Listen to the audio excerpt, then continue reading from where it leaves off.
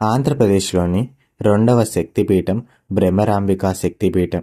ఇది శ్రీశైలంలో ఉంది.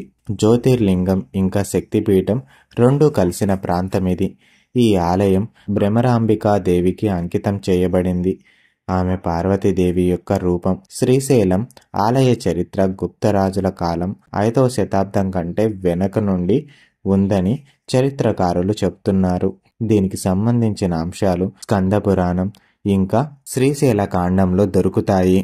అనేక రాజవంశాలు, ముఖ్యంగా చోళులు, రాష్ట్రకూటులు, కాకతీయులు ఈ ఆలయ నిర్మాణాన్ని, అభివృద్ధిని కొనసాగించారు.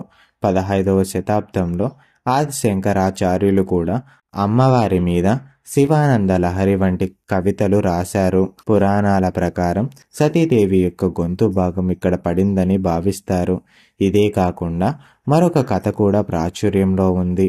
ఈ ఆలయం శ్రీశైలంలోని నల్లమల్ల కొండల్లో శ్రీ మల్లికార్జున స్వామి ఆలయ సముదాయంలో ఉంది. కాబట్టి పురాణాల ప్రకారం అరుణాసురుడనే రాక్షసుడు బ్రహ్మదేవుడి కోసం తపస్సు చేసి 2 కాళ్ళు లేదా 4 కాళ్ళు ఉన్న జీవులు తనని చంపకుండా ఉండేలా వరం పొందాడు. అతడు ఆ వరంతో దేవతలను, సాధువులను బాధించడంతో దేవతలు అమ్మను శరణు వేడారు.